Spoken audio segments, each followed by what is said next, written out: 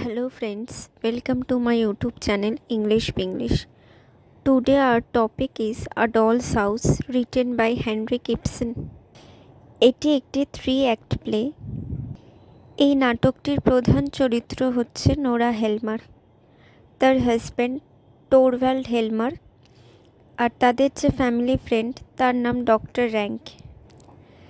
টরভ্যালসের employee Nils ক্রকস্টার, আরেকটি character Christiana Linde, যে ছিল নোরার স্কুল ফ্রেন্ড। এই নাটকটির শুরুতেই দেখা যাচ্ছে যে নোরা অনেকগুলি গিফট কিনে এনেছে তার বাচ্চাদের জন্য বড়দিন উপলক্ষে। আর টরভাল্ড হেলমার অর্থাৎ নোরার স্বামী ছিল স্টাডি রুমে। নোরা আসতে সে স্টাডি রুম থেকে ড্রয়িং রুমে এসে যখন দেখলো যে নোরার হাতে অনেকগুলি গিফট দেখে সে অত্যন্ত রেগে গেল নোরার উপরে, কারণ সে এতগুলো টাকা কী জন্য খরচা করেছে। নোরার কোনো কথা না শুনেই নোরাকে অনেক উল্টোপাল্টা কথা বলে, তাকে অসম্ভব চরম অপমান করে। আর এই ঘটনাতে নোরা খুব কষ্ট পায়। আর এই মুহূর্তেই ওখানে এসে উপস্থিত হয় তাদের ফ্যামিলি ফ্রেন্ড ডক্টর র্যাঙ্ক। আর ডক্টর র্যাঙ্ক আসতেই টরভ্যাল্ড তাকে নিয়ে স্টাডি রুমে চলে যায়। আর স্টাডি রুমে যাওয়ার পরে সেখানে আর একজন এসে উপস্থিত হয়, একটি মেয়ে, যে কিনা এসেছিল টরভ্যাল্ডের কাছে চাকরি চাইতে।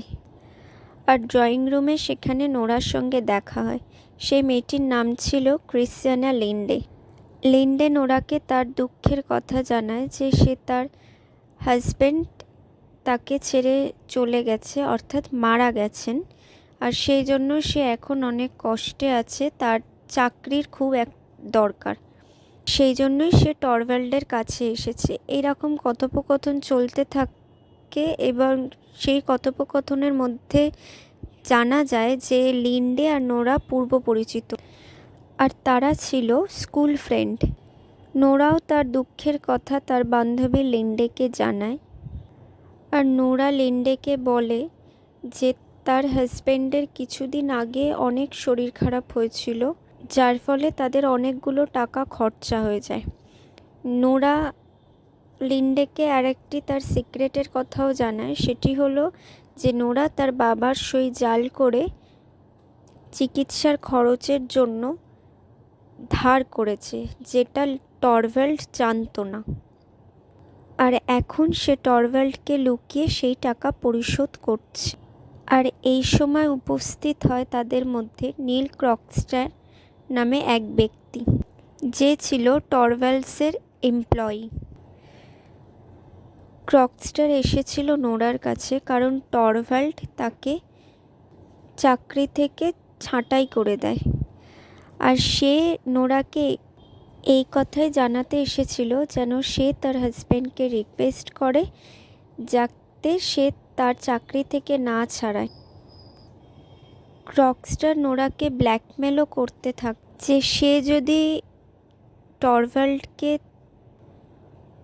না বলে যে ক্রকস্টারকে চাকরিতে রাখার কথা, সে নোরার সব কথা টরভ্যাল্ডকে জানিয়ে দেবে যে সে কত বড় প্রতারক, যে সে তার বাবার সই জাল করেছে। নোরা এতে খুব ভয় পেয়ে যায় এবং সে ক্রকস্টারকে বলে যে সে টরভ্যাল্ডকে রিকোয়েস্ট করবে। কিন্তু যখন নোরা টরভ্যাল্ডকে রিকোয়েস্ট করতে যায়, ক্রকস্টারের কথা টরভ্যাল্ডকে বলে, টরভ্যাল্ড স্পষ্ট জানিয়ে দেয় যে সে কোনো মতেই নিলস ক্রকস্টারকে কাজে রাখতে পারবে না, কারণ সে ছিল মস্ত বড় প্রতারক। সে তাদের কোম্পানি অর্থাৎ তার ব্যাংকের সাথে প্রতারণা করে। আর যেহেতু টরভ্যাল্ড ওই ব্যাংকের ম্যানেজার, সে কোনো মতেই এই প্রতারণা বরদাস্ত করবে না। আর সে নোরাকে স্পষ্ট জানিয়ে দেয় নোরা যেন তাদের কাজের ব্যাপারে অর্থাৎ অফিসের ব্যাপারে কোনো রকমের কোনো মাথা না ঘামায়। এই বলে টরভ্যাল্ড ওখান থেকে চলে যায়। এরপর দেখা যায় বড়দিনের আগের দিন ঠিক সন্ধ্যায় নোরা হেলমার, টরভ্যাল্ড হেলমার, ডক্টর র্যাগ, নীল ক্রকস্টার, ক্রিশ্চিয়ান লিন্ডে একসাথে একটি পার্টিতে মিট হয়।